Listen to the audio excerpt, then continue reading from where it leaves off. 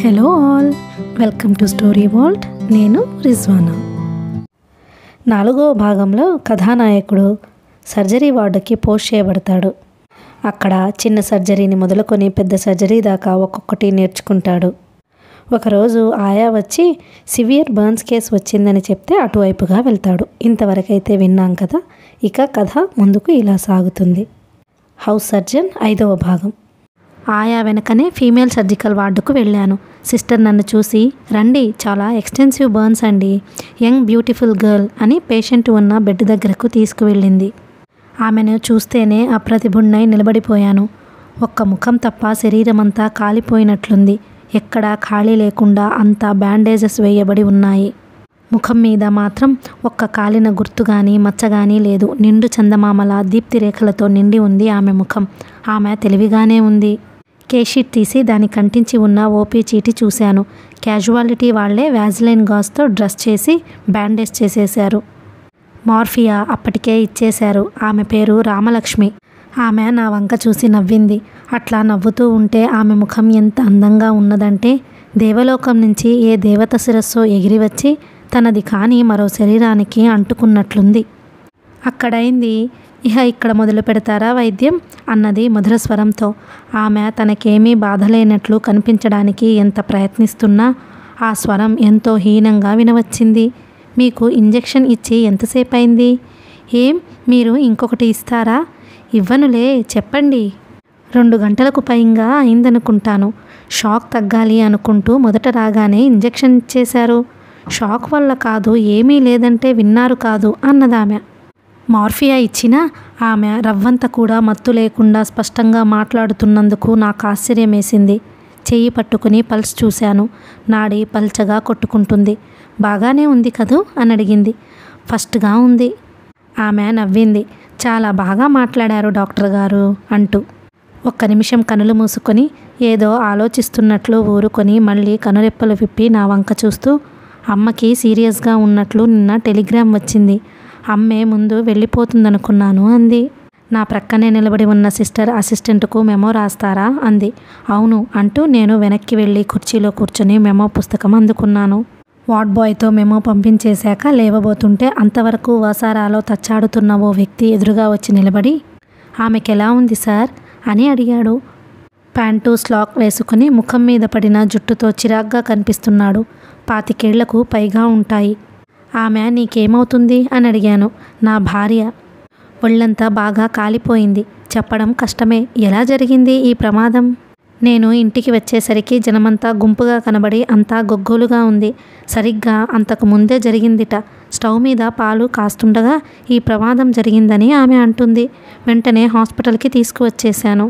Case sheet క్లుప్తంగా రాసి పూర్తి చేయాలని లేచి ఆమె బెడ్ దగ్గరకు వెళ్ళాను. సిస్టర్ దూరంగా ఏదో పనిలో ఉంది. ఆమెను ప్రశ్నలు వేసి బాధ పెట్టడానికి మనసు ఒప్పక క్యాజువాలిటీ వాళ్ళు రాసిన ఓపీ చీటీ ఆధారంగా చేసుకుని 4 ముక్కలు రాయదలిచాను.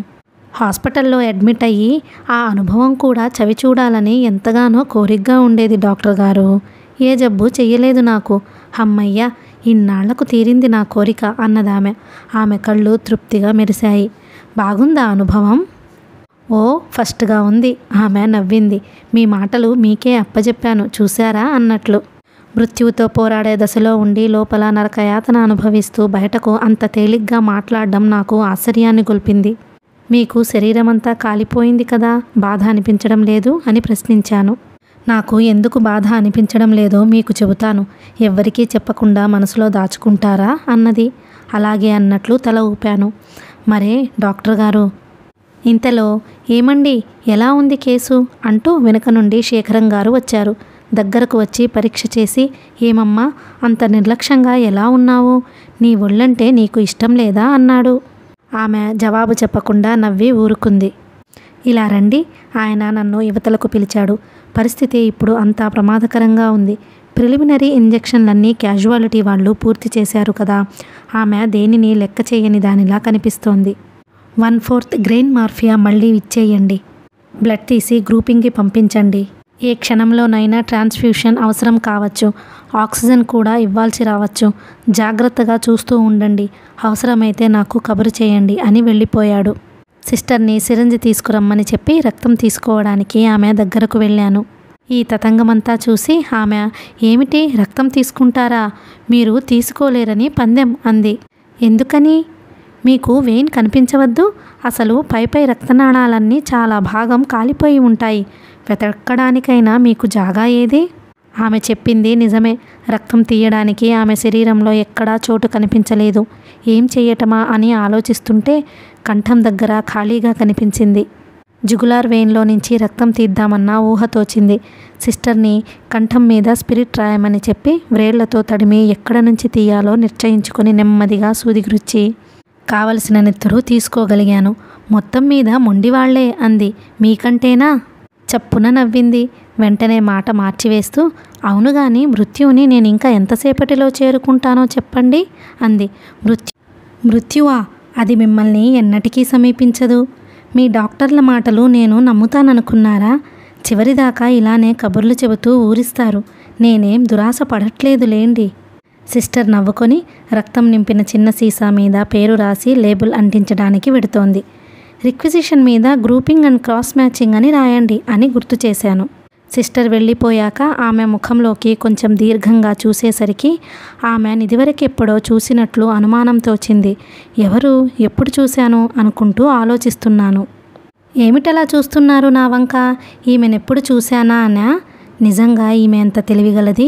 గుండెలు పగిలిపోయే సన్నివేశంలో కూడా నా మనసులోని ఊహ ఎంత సులభంగా కనిపెట్టివేసిందో. అవును అన్నాను ఆశ్చర్యంగా. దానికంతా ఆలోచన దేనికి? నన్ను అడిగితే వెంటనే చెప్పేసేదాన్నిగా. 2 నెలల క్రితం మా అత్తగారికి టెటనస్ వచ్చి హాస్పిటల్లో జాయిన్ చేసినప్పుడు ఇంజెక్షన్ ఇవ్వడానికి వస్తే మనం కలుసుకున్నాం అన్నది చాలా యథాలాపంగా చెప్పినట్లు. అవును, ఇప్పుడు జ్ఞాపకం వచ్చింది. ఒకరోజు మృదుల నేను డ్యూటీలో ఉన్నప్పుడు ఆమె పడుకొని నిద్రపోతుంటే ఆమెకు బదులు ఒక మెమో అటెండ్ అవ్వడానికి నేను ఐసోలేషన్ వార్డుకి వెళ్ళాను. సిరంజిలో పెరాల్డిహైడ్ లోడ్ చేసుకుని తీసుకుని వెడుతుంటే వార్డ్ బాయ్తో ఒక ఆమె ఘర్షణ పడుతూ కనిపించింది. నేనేమిటన్నాను? పేషెంట్ ప్రక్కన వార్డులో అలా కూర్చోవడానికి వీల్లేదన్నాను. దానికంతా రభస దేనికి అంటున్నాడు వార్డ్ బాయ్. అది చెప్పే విధంగా చెప్పాలి. భుజం మీద చెయ్యేసి ఇక్కడుండకూడదు, బయటకు రండి అని త్రోసావు నువ్వు. అది తప్పు అంటున్నదామె. అందరూ ఆడవాళ్లను అలా తొయ్యడం మాకలవాటే, తప్పులేదు గిప్పులేదు అంటున్నాడు వార్డ్ బాయ్. మిగతా వాళ్ళ విషయం నాకు తెలియదు. నాలాంటి కుటుంబ స్త్రీలతో ఎలా ప్రవర్తించాలో తెలుసుకోకపోతే ఒళ్ళు చెడుతుంది, జాగ్రత్త. హఠాత్తుగా ఆమె మాటలు నిప్పురవ్వల్లా రాలిపడ్డాయి. ఇంతలో నేను దగ్గరకు పోయాక వార్డ్ బాయ్ దగ్గర నుండి చౌకరసం సారా వాసన గుప్పున కొట్టింది. నన్ను చూడగానే అతను కిక్కురుమనకుండా ప్రక్కకి జారుకున్నాడు. నేను వెళ్ళి మౌనంగా ఇంజెక్షన్ ఇచ్చేసి బయటకు వస్తున్నాను. చీర చెరుగు ముఖం మీదకు లాక్కొని ఆమె నా వెంట కొంత దూరం నడిచి వచ్చింది. డాక్టర్ గారు, అత్తయ్యకేమీ పర్వాలేదంటారా అంది ఒకచోట ఆగిపోయి. అప్పుడు చూశాను ఆమె వంక. చెరుగు ముఖం మీద నుండి ప్రక్కకు జారిపోయింది. చెకితున్నై నిలబడిపోయాను. దీపం వెలుగులో పాల నురుగులా గోచరించిందామె. ఏదో చెప్పాను. ప్రశ్నలు వేసింది ఆదుర్దా వ్యక్తపరుస్తూ. అన్నిటికీ ఓపికగా జవాబు చెప్పి డ్యూటీ రూమ్ వైపు సాగిపోయాను. ఈ సంఘటన గుర్తుకు రావడానికి ఇంతసేపు పట్టింది నాకు. అంత అవలీలగా ఆమె ఎలా జ్ఞాపకం చేసుకుందో. కొంచెం దగ్గరగా రండి డాక్టర్. ఒకసారి కళ్ళను అటూ ఇటూ కదిపి ఎవరూ లేరని నిర్ధారణ చేసుకుంది కాబోలు. అభ్యర్థిస్తున్నట్లుగా అంది. 2 అడుగులు ముందుకు వేసి ఆమె ముఖానికి చేరువుగా నిల్చున్నాను. ఎవరికీ చెప్పరుగా ఈ విషయం, మీలోనే దాచుకుంటారుగా. మరే అంటూ ఏదో చెప్పబోయి ఆగిపోయింది ఆమె.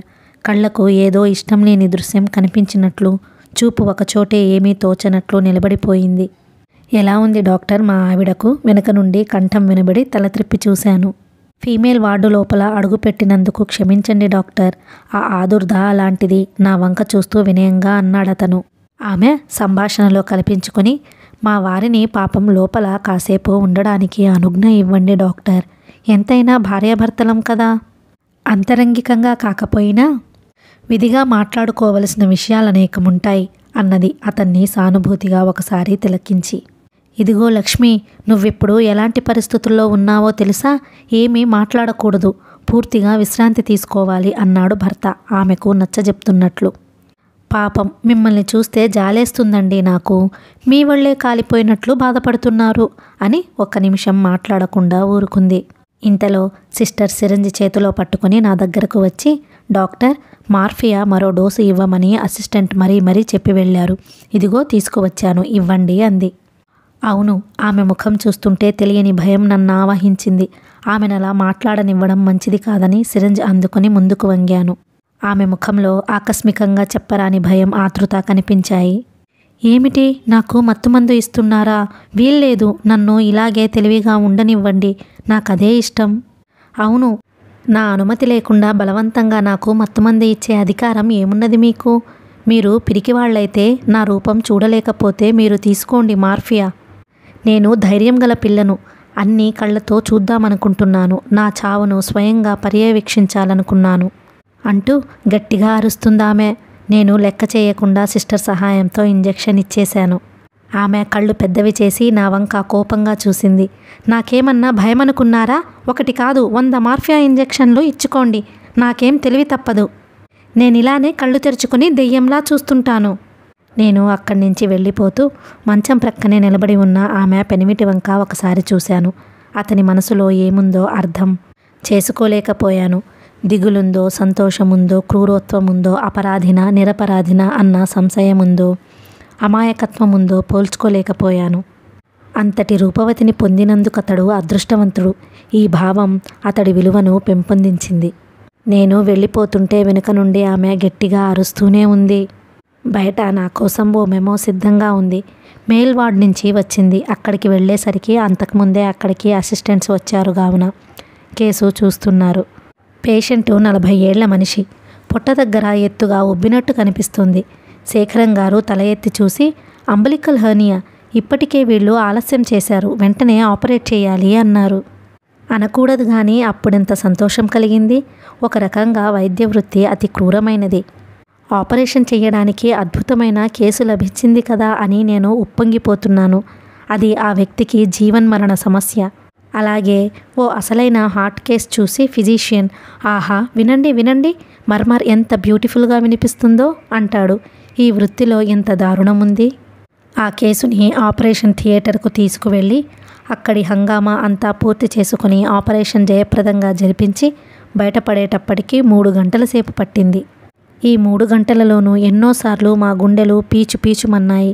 ఒకసారి బీపీ పడిపోయింది, ఒకసారి ఆక్సిజన్ పెట్టవలసి వచ్చింది, ఒకసారి రక్త ప్రవాహం ఎక్కువైపోయి ఎంతకు కట్టుబడలేదు.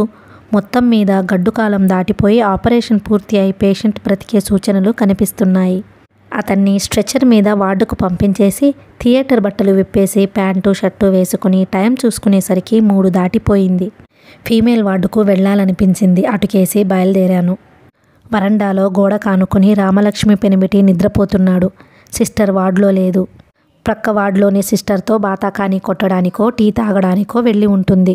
వార్డంతా నిశ్శబ్దంగా ఉంది. అంతా గాఢ నిద్రలో మునిగి ఉన్నట్లు కనిపించారు.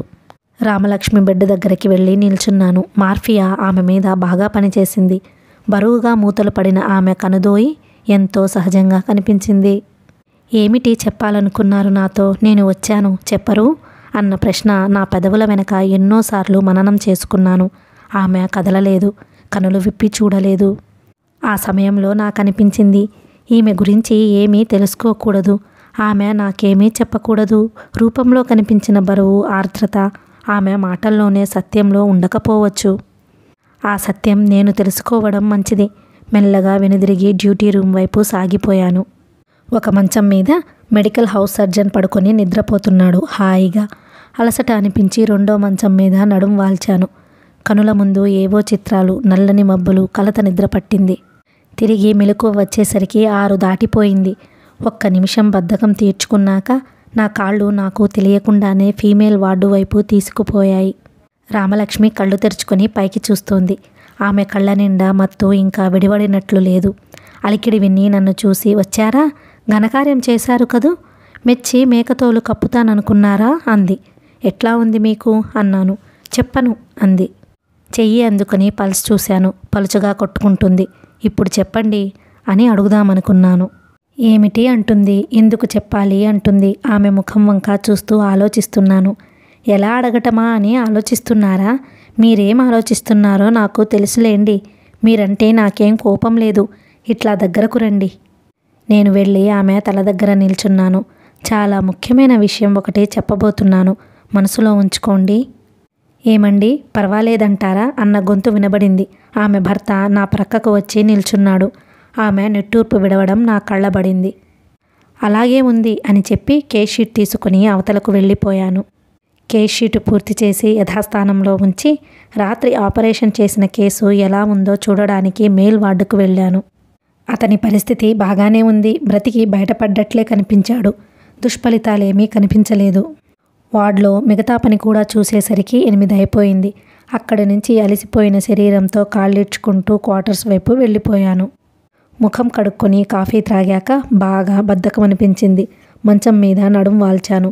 రాత్రి 2-3 గంటలు నిద్రపోయాననే గాని ఇంకా ఎంతో అలసటగా ఉన్నట్లు శరీరం విశ్రాంతి కోరుతుంది.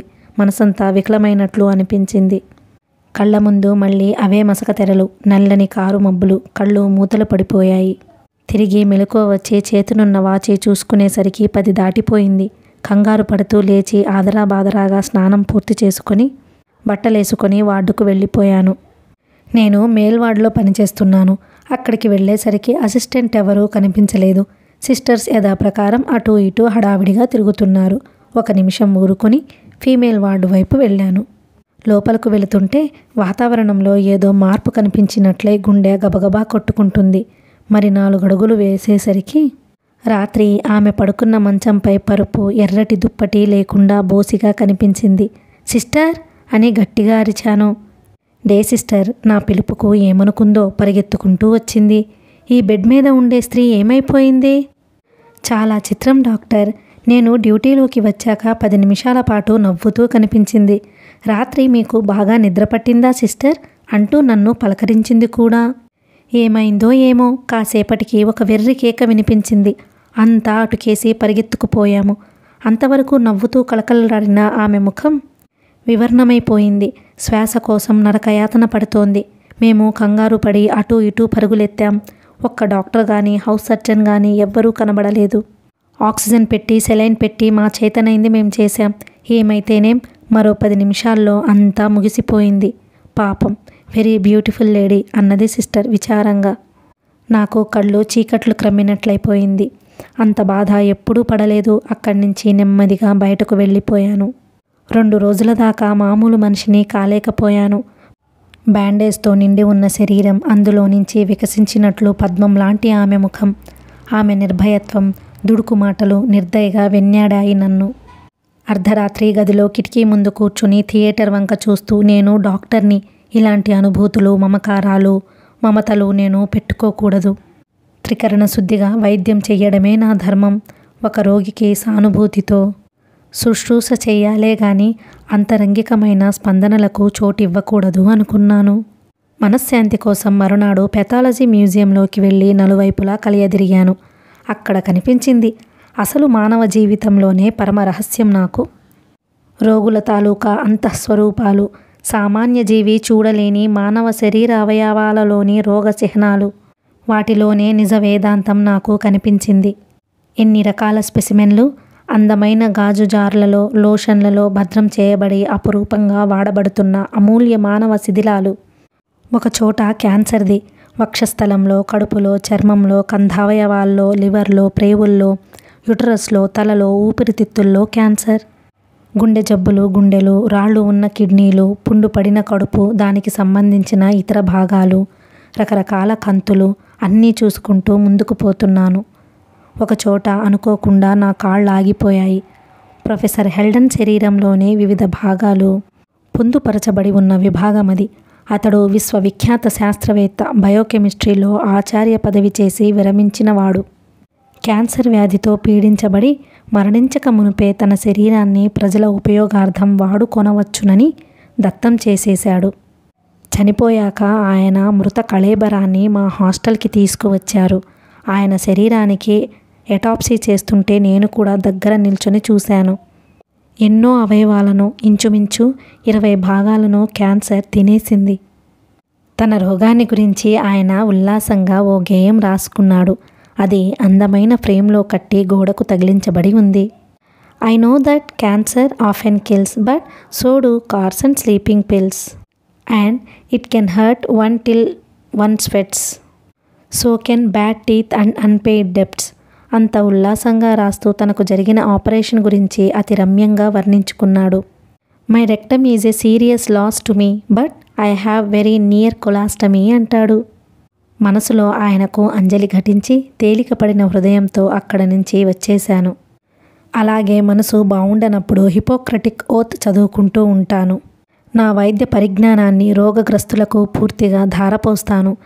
ఎవరన్నా విషం ఇవ్వమని అడిగినా ఇవ్వను. అట్లాంటి పనులు చెయ్యమని సలహా ఇవ్వను. గర్భస్రావాలు చేయడానికి ప్రోత్సహించను. నా జీవితాన్ని కళను కూడా పవిత్ర జ్ఞానంతో నింపుకుంటాను. ఇట్లా ఎన్నో సూక్తులతో సాగిపోతోంది. తిరిగి మామూలు జీవితంలో పడిపోయాను. మళ్ళీ హాస్పిటల్, మళ్ళీ పేషెంట్లు, మళ్ళీ ఆపరేషన్లు. సర్జికల్ వార్డులో నేను ఆడవాళ్ల వైపుకు మారలేదు. ఫీమేల్ వార్డుకు చీఫ్ రౌండ్స్కు తప్ప మిగతా వేళలా రాడట. అక్కడే సుఖంగా ఉంది. 2వ నెల కూడా అక్కడే ఉండిపోతానని జగన్నాథం అన్నాడు. అసిస్టెంట్లెవరూ మమ్మల్ని అడగడం లేదు. మేము వార్డులు మారలేదు. ఒకసారి 2 రోజుల పాటు జగన్నాథం సెలవు పెట్టాడు. నేను 2 చోట్ల కూడా పనిచేయవలసి వచ్చింది. ఒకనాడు ఫీమేల్ వార్డులో ఇంజెక్షన్లు చేస్తుంటే గైనకాలజీ అసిస్టెంట్ ప్రొఫెసర్ కామేశ్వరి గారు వెనక నుండి మెల్లిగా వచ్చి డాక్టర్ అని పిలిచింది. నేను తల త్రిప్పి చూసి వెంటనే ఒదిగి నిలబడుతూ ఏమండి మేడం అన్నాను వినయంగా. మీరు ఇందులో పనిచేస్తున్నారా అంది. నేనామెకు బాగా తెలుసు. నా ఇంటర్న్షిప్లో నా ఉత్సాహం చూసి ఆమె నేనంటే శ్రద్ధ తీసుకుని ఫోర్సెప్స్ వేయడం, డిఎన్సీ ఆపరేషన్లు చేయడం దగ్గర ఉండి చేయిస్తూ ఉండేది. అవును మేడం అన్నాను. ఈ వార్డులో క్యాన్సర్ బ్రెస్ట్ కేసులు ఏమైనా ఉన్నాయా అని అడిగింది. ఒక్క క్షణం ఊరుకొని ఉన్నాయి మేడం. ఒకటి నిన్న అడ్మిట్ అయింది, ఒకటి క్రిందటి వారం అడ్మిట్ అయ్యింది. నాకు చూపిస్తారా? రండి అని కామేశ్వరి గారిని నా వెంట తీసుకువెళ్ళాను. 2 కేసులు చూపించాను. ఒకటి 3rd స్టేజ్, రెండవది 4th స్టేజ్. థ్యాంక్స్, మీరు వెళ్ళి పని చేసుకోండి డాక్టర్ అని ఆమె వారిలో ఒకరిని పలకరించడానికన్నట్లుగా ఒక ఆమె భుజం పైన ఆప్యాయంగా చెయ్యి వేసింది. నేను అక్కడ నుంచి వచ్చేశాను. వార్డంతా కలయతిరుగుతూ ఇంజెక్షన్లు చేస్తూ మధ్య మధ్య కామేశ్వరి గారి వంక చూడకుండా ఉండలేకపోయాను. ఆమె వారిని ఏవో ప్రశ్నలు అడుగుతూ వారు చెప్పేది శ్రద్ధగా వింటూ స్క్రీన్ కొంచెం ప్రక్కకి లాగి వారి రవిక అవి ఊడదీయించి వక్షస్థలంలోని క్యాన్సర్ని ఎంతో శ్రద్ధగా పరీక్ష చేస్తోంది. కామేశ్వరి గారికి 40 ఏళ్లుంటాయి. మనిషి రూపసి, పచ్చగా సన్నగా పొడవుగా ఉంటుంది. కళ్ళజోడు పెట్టుకుంటుంది. ఆమె పెదవులెప్పుడు అమాయకంగా చిరునవ్వు చెందుతూ ఉంటాయి. అవివాహిత. కామేశ్వరి గారు చాలా సాధుజీవి. ఆమె అవివాహితగా ఎందుకు ఉండి పోయిందో తెలియదు కానీ ఎవరిని గురించైనా సరే చెడుగా మాట్లాడడానికి అలవాటు పడిన వారు కూడా ఆమెను గురించి కించింతు మాట మాట్లాడడం నేను వినలేదు. ఆమె తరచూ వేదాంత గ్రంథాలు చదువుతూ ఉండేది. దేవాలయాలకు వెడుతూ ఉండడం, ఆధ్యాత్మిక సభలకు వెళ్ళడం నేను ఎన్నోసార్లు చూశాను. విద్యార్థులకు క్లినిక్స్ తీసుకునేటప్పుడు కూడా ఎప్పుడైనా ఆధ్యాత్మిక చర్చ వస్తే కేసు గురించి ముచ్చడించడం మానేసి ఇహ ఆ చర్చను తలుచుకుంటూ వెళ్ళిపోయేది. ఓ అరగంట గడిచాక ఆమె పేషెంట్లిద్దరితోనూ మాట్లాడడం పూర్తి చేసి అక్కడి నుంచి నెమ్మదిగా వెళ్ళిపోయింది. మోకాళ్ల వరకు వ్రేలాడే పొడుగాటి ఏప్రాన్ వేసుకొని చిన్న చిన్న అడుగులు వేసుకుంటూ ఆమె కదిలి వెళ్ళిపోతుంటే వెనక నుంచి చూడడానికి ఎంతో టీవీగా ఉంది. సిస్టర్ నా ప్రక్కకు వచ్చి నిలబడడం మొదట గమనించలేదు. ఎందుకనో ఆవిడ అప్పుడప్పుడు వచ్చి బ్రెస్ట్ క్యాన్సర్ కేసులు చూసిపోతూ ఉంటుంది అన్న మాటలు వినిపించినప్పుడు తల త్రిప్పి చూశాను. చాలాసార్లు వచ్చేవారా? నేను క్రిందటి నెలలో కూడా ఈ వార్డులోనే పనిచేశాను. 2-3 సార్లు ఆవిడ వచ్చి ఎంతో జాగ్రత్తగా బ్రెస్ట్ క్యాన్సర్ పేషెంట్లని పరీక్ష చేసి వెళ్ళింది. 3-4 నెలలుగా ఇలా జరుగుతోందని స్టాఫ్ చెప్పింది. సిస్టర్స్ని ప్రతి నెల పోస్టింగ్ మార్చేస్తారు. ఎప్పుడైనా ఒకసారి మాత్రం మార్చడానికి కుదరకు ఎందుచేతో చేసిన చోటనే ఉంచుతారు. స్టాఫ్ నర్సులను మాత్రం 6-7 నెలలకు ఒకసారి కానీ ఒక వార్డు నుంచి మరో వార్డుకి మార్చరు. అలాగా అని ఊరుకున్నాను. 4 రోజులు గడిచిపోయాక ఒకనాటి సాయంత్రం ఒక ఇంజురీ కేసుకు గ్లూకోజ్ ఇవ్వాల్సి వచ్చింది. పేషెంటు ఓ లారీ డ్రైవరు. అంత బలాఢ్యుడు. లారీ యాక్సిడెంట్లో తలకి గట్టి దెబ్బ తగలడం చేత అర్ధస్మృతిలో ఉన్నాడు. మూలుగుతూ ఉంటాడు. కానీ బయటేం జరిగేది అతనికి తెలియదు. వార్డ్ బాయ్ అతని చేతిని గట్టిగా పట్టుకున్నాడు. కదలకుండా సిస్టర్ గ్లూకోజ్ యాంపిల్స్ పట్టుకుని ప్రక్కన నిలబడింది. లావుగా, బలంగా, ఉక్కుదూలంగా ఉంది చెయ్యి. అటూ ఇటూ గింజుకుంటున్నాడు. అంత కదలికలోనూ అదృష్టవశాత్తు మొదటి ప్రయత్నంలోనే వెయిన్ చిక్కింది. గ్లూకోజ్ ఎక్కిస్తున్నారు. రోగి కేకలు పెడుతున్నాడు. ఎవరినో తలుచుకొని బూతులు తిడుతున్నాడు. ఉన్నట్లుండి పిడుగులా పడింది ఒక దెబ్బ. తల చిట్లిపోయినట్లయింది. కళ్ళు చీకట్లు క్రమ్మాయి. తర్వాతేం జరిగిందో నాకు తెలియలేదు. కళ్ళు తెరిచి చూసేసరికి మా వార్డులోనే ఒక బెడ్డు మీద పడుకుని ఉన్నాను. నా మంచం చుట్టూ 4-5 హౌస్ సర్జన్లు, సిస్టర్లు, లేచి తిరగగలిగే పేషెంట్లు గుమిగూడి ఉన్నారు. అమ్మయ్య, లేచారా బాబు? మీ ఇంటికి వైర్ ఇవ్వాలేమోనని హడలి చస్తున్నాం. గంటసేపటి నుంచి నీకు సపర్యలు చేస్తున్నాం తెలుసా అన్నాడు ఒక హౌస్ సర్జన్. అతని పేరు బాబూరావు. గంటసేపటి నుంచి తెలివి తప్పి ఉన్నానా అన్నాను, లేచి కూర్చోవడానికి ప్రయత్నం చేస్తూ. మోచేతి మడతలో చురుక్కుమని మండినట్లయింది. ఏమిటా అని చూసుకుంటున్నాను. అదేమీ లేదు, నీకు గ్లూకోజ్ ఎక్కించాం, కొరమిన్ కూడా ఇచ్చాం. అవసరమైతే అసిస్టెంట్నెవరినైనా పిలుచుకొని వద్దామా అని చూస్తున్నాం. ఇంతలో కళ్ళు తెరిచావు. చల్లని బాబు, చల్లని బాబు అంటూ పేషెంట్లు అక్కడి నుంచి నెమ్మదిగా వెళ్ళిపోయారు. హౌస్ సర్జన్లు కూడా 5 నిమిషాలు కబుర్లు చెప్పి, బాగా నీరసంగా ఉన్నావు, కాసేపు రెస్ట్ తీసుకొని మరీ వెళ్ళు భాయ్, అవసరమనుకుంటే రాత్రంతా ఉండు, బోలెడు మంది అమ్మాయిలు నీకు సపర్యలు చేయడానికి అని వెళ్ళిపోతుండగా ఒకతను అంటుంటే, ఒక సిస్టర్ అతని వంక ఎర్రగా చూసి, అమ్మాయిలు మీకంతా కోరికగా ఉంటే తలకు పెద్ద దెబ్బ తగిలించుకొని రండి, మీ తనివి తీరా సేవలు చేస్తామంది. ఓ ఎస్, నాకెప్పుడు జ్వరం వస్తుందా, హాస్పిటల్లో అడ్మిట్ అవుదామా అని కలలు కనలేక చస్తున్నా. నవ్వుల మధ్య వాళ్ళంతా వెళ్ళిపోయారు. డాక్టర్, కులాసాగా ఉంది కదూ ఇప్పుడు, మరింకెప్పుడు ఆ పేషెంట్ జోలికి వెళ్ళకండి అని సిస్టర్ నా వంక సానుభూతిగా చూస్తూ పరామర్శ చేసి, పదవే, స్టాఫ్ ఇంకా కేకలేయడం మొదలెడుతుంది. అసలే ఆవిడ సౌండ్ ఇంజనీరు. ఆ కాంప్లెక్స్తో మనం ఏమనుకున్నా తిట్టుకుంటున్నామనుకొని తిట్టిపోస్తుంది అనుకుంటూ నెమ్మదిగా సిస్టర్స్ కూడా వెళ్ళిపోయారు. సౌండ్ ఇంజనీర్ అనే మాట చెవిటి వాళ్ళని ఉద్దేశించి ఉపయోగిస్తారు వాళ్ళు. మా వార్డు సిస్టర్ ఒక్కతే మిగిలింది. అసలు వీళ్ళంతా ఎలా వచ్చారు సిస్టర్ అని అడిగాను ఒక్క క్షణం మౌనంగా గడిచాక. ఆమె మరి కొంచెం దగ్గరకు వచ్చి నా ప్రక్కన నిల్చుంది. ఏముంది, ఆ పేషెంట్ బలంగా తన చెయ్యి విసిరేసరికి మీరొక ప్రక్క, వార్డు బాయ్ ఒక ప్రక్క పడిపోయారు. నేను చేతిలో యాంపిల్స్ వదిలేసి గాభరాతో బయటకు పరిగెత్తుకుని వెళ్ళి కేకలు పెట్టాను. దాంతో ప్రక్క వార్డుల నుంచి సిస్టర్లు, హౌస్ సర్జన్లు పెరుగెత్తుకు వచ్చారు అంటూ విడమర్చి చెప్పింది. వార్డ్ బాయ్ విషయం అప్పుడు జ్ఞాపకం వచ్చింది. అన్నట్లు సహదేవుడికి ఏమైంది అని అడిగాను. ముక్కు పగిలి నెత్తురు కారింది. కట్టు కట్టించుకుని సెలవు తీసుకుని ఏడుస్తూ ఇంటికి వెళ్ళిపోయాడు.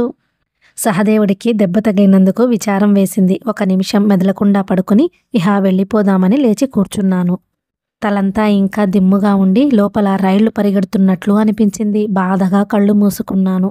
సిస్టర్ నా నుదిటి మీద చెయ్యి వేసి, ఏం డాక్టర్, నొప్పిగా ఉందా అని అడిగింది. కొంచెం అన్నాను నవ్వి. నళినికి కబురు చేయమంటారా? ఒక్కసారిగా అదోలా అనిపించింది. ఈ ప్రచారం ఎందువల్ల వచ్చింది? మేమిద్దరం తరచూ ఒంటరిగా కనబడడం చూసి దానంతట అదే పుట్టిందా, లేక ఈ ప్రచారానికి నళినినే బాధ్యురాలా? మళ్ళీ ఆమె గురించి అంత తేలికగా ఆలోచించకూడదనిపించింది. అక్కర్లేదులేండి అన్నాను మెత్తగానే. పాపం నళిని బాధపడుతుందండి, మీకు దెబ్బ తగిలిందని తెలిస్తే. పడనివ్వండి, ఆమె ఆరోగ్యం బాగుపడుతుంది అంటూ ఆమె చేతిని మృదువుగా విడిపించుకుని లేచి నిల్చున్నాను. ఆమె పక్కుమని నవ్వింది. ఆ మాటలు తలుచుకుని మరీ నవ్వింది. భలే మాట్లాడతారండి మీరు. ఉండండి, ఆమెకు చెబుతాను, మీ పని పట్టిస్తుంది లేండి రేపు అంది నవ్వడం పూర్తి అయ్యాక. వస్తాన్ సిస్టర్ అని నేను నెమ్మదిగా బయలుదేరేసరికి చీఫ్ తిరుపతికి వెళ్ళబట్టి వార్డు ఇంత ప్రశాంతంగా ఉంది. లేకపోతే ఈ పాటికి మీ ఇద్దరు రౌండ్స్ చేస్తూ పేషెంట్లను పరామర్శిస్తూ ఉండేవారు అంది వెనుక నుండి. నేను వార్డు దాటి బయటకు వస్తూ నాకు ఈ బహుమానం ప్రసాదించిన డ్రైవర్ కేసి ఒకసారి చూశాను. ఇక్కడి విషయాలతో సంబంధం లేకుండా తన మత్తు ప్రపంచంలో మునిగి ఉన్నాడతను. చక్రపాణి గారికి లారీ డ్రైవర్లన్నా పోలీస్ వాళ్లన్నా ఒక రకమైన కోపం ఉండేది. వాళ్ళెప్పుడైనా రోగులుగా వార్డులో చేరితే ఏదో ఒక నెపం పెట్టుకుని వాళ్లను వెటకారం చేస్తుండేవారు. బహుశా మునుపెన్నడో వారిద్దరి వల్ల చేదు అనుభవాలేమైనా కలిగి ఉండాలి. క్వార్టర్స్కు వెళ్ళి నా గది తలుపులు తెరిచి లోపలకు వెళ్లేసరికి 7 అయింది. ఆ పూట భోజనానికి వెళ్లాలనిపించలేదు. బట్టలు మార్చుకుని పైజామా స్లాక్ వేసుకుని మంచం మీద పడుకుని ఓ ఇంగ్లీష్ జర్నల్ చేతిలోకి తీసుకున్నాను. ప్రభాకరం గదిలో లేడు. ఓ పావుగంట గడిచాక బయట అడుగులు చప్పుడైతే తల త్రిప్పి చూశాను. దగ్గరకు వేసి ఉన్న తలుపులు తెరుచుకుని మృదుల లోపలకు అడుగుపెట్టింది. రా మృదుల అన్నాను లేచి కూర్చుంటూ ఆమెని ఆహ్వానిస్తున్నట్లుగా. ఆమె గదిలో ఇంకెవరైనా ఉన్నారేమోనని ఒకసారి అటూ ఇటూ చూసి దగ్గరకు వచ్చి మంచానికి సమీపంగా కుర్చీని లాక్కొని కూర్చుని, వార్డులో ఏదో ఫీట్ చేశావటగా తల, అది బాగానే ఉందే అంది. అప్పటికే నీ దాకా వచ్చిందే అన్నాను. నీకోసం వార్డుకి వెళ్ళాను అక్కడ ఉంటావని. అక్కడ డే సిస్టర్లు, నైట్ సిస్టర్లు డ్యూటీలు మార్చుకుంటున్నారు. నిన్ను గురించి అడిగితే నీకు జరిగిన సత్కారం గురించి చెప్పి రూమ్కెళ్ళి పడుకొని ఉంటావని అంది డే సిస్టర్. సాయంత్రం స్నానం ముగించుకుని లేతరంగు చీర కట్టుకుని వదులుగా వేసుకున్న జడతో మల్లెపందిరి మీద నుంచి వీచినప్పుడు సుగంధంలా ఉంది మృదుల. కాటుక పెట్టుకున్న నీలి నేత్రాలు, చిలిపిగా తెరిచి మూసుకునే కనురెప్పలు, ఎడమ చెంప మీద చిన్న పుట్టుమచ్చ, కంఠం మీద నీలి చారలు. నాలో కొత్త అభిరుచి మేలుకొన్నట్లయింది. ఏమిటలా చూస్తున్నావు? నిన్ను ఎందుకు? ఏం చెప్పను. ఆ క్షణంలో నాకేడుపొచ్చింది. ఎప్పుడో ఏ 2-3 ఏళ్లకో ఒకసారి ఇతరులకు మామూలుగా కనిపించే సన్నివేశంలో గుండె బావురుమన్నట్లుంది. మృదుల నా వంక వింతగా చూసి మరికొంచెం దగ్గరగా జరిగింది. బండరాయి, నీ కళ్ళల్లో నీళ్లు చిమ్మాయేం అంది. బలవంతంగా నా ముఖంలోకి నవ్వు తెచ్చుకున్నాను. బండరాయికి గుండె ఉంటుందని. గుండె ఉంటుందిలే, అయితే అది సిరలు, ధమనులతో కనెక్ట్ చేయబడి రక్త ప్రసారం చేస్తూ బండి సరిగ్గా నడుస్తుందా లేదా అన్న ధ్యాస తప్ప మరొకటి లేదు. ఆ రక్త కణాల్లో కొందరు కావాలనుకునేవి తొణికిసలాడవు. నా మీద ఇంత నింద వేస్తే ఎలా మృదులా? అంత బరువు మొయ్యలేను. తప్పించుకోవాలని చూడకు. నీ మెడికల్ పుస్తకాల కన్నా బరువున్నాయా నా మాటలు? మృదుల నా కళ్ళల్లోకి గుచ్చి గుచ్చి చూస్తూ అంది. నిట్టూర్పు విడిచి నేనన్నాను, తప్పించుకోవాలని చూడడం ఎందుకు మృదులా? నేను పిరికివాణ్ణే అయినా మరి గిరి నుంచి ప్రక్కకి పారిపోయేటంతటి భీరువును కాను. నా అసమర్థతను అంజలి ఘటించి ఒప్పుకోవడంలో ఎనలేని ఆనందం ఉంది నాకు. మృదుల 1 నిమిషం మౌనముద్ర దాల్చి తరువాత హఠాత్తుగా నవ్వేసి, ఏమిటి మన బాధ? ఇంతకీ మనం దేన్ని గురించి మాట్లాడుకుంటున్నాం అన్నది. నాకు నవ్వు వచ్చింది. ఎంత తేలికగా వాతావరణాన్ని మార్చివేయగలది అమ్మాయి అనుకున్నాను. నీకు తగిలిన దెబ్బ గురించి చెప్పవేం? ఎలా ఉందిప్పుడు?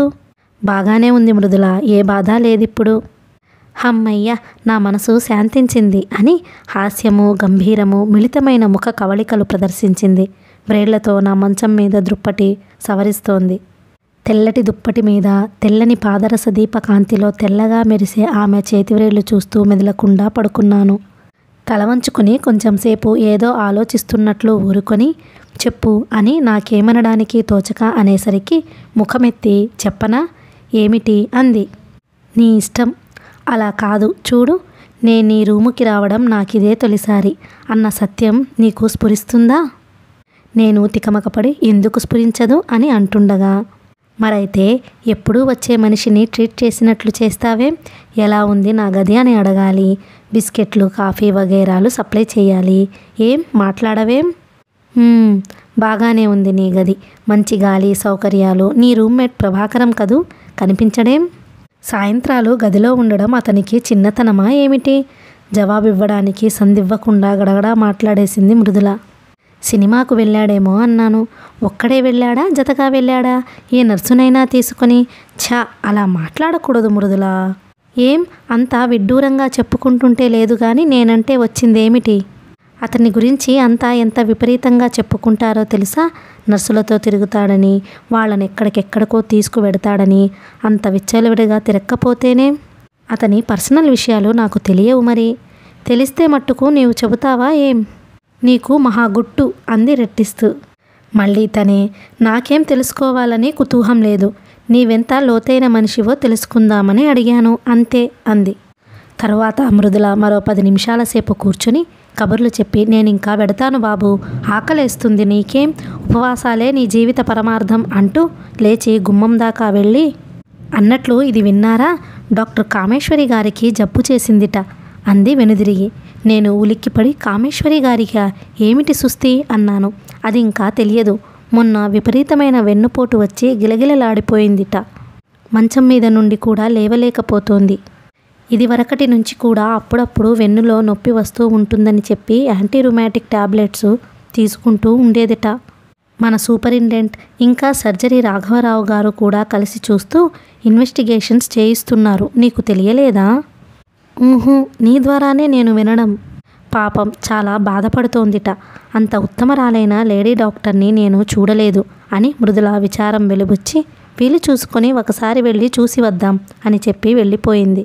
నా మనసంతా వికలమైపోయినట్లయింది. వేదాంత స్వరూపిణిలా గోచరించే డాక్టర్ కామేశ్వరి గారి రూపమే నా కళ్ళెదుట సాక్షాత్కరించింది. నా మనసులో ఏదో పాడు అనుమానం పొడసూపింది. నా అనుమానాన్ని బలవత్తరంగా అవతలకు నెట్టివేస్తూ నిర్మలంగా ఉంచుకోవడానికి ప్రయత్నించాను. ఆ రాత్రి చాలాసేపటి వరకు నిద్ర పట్టలేదు. కథ కొనసాగుతుంది. Please like, share and subscribe.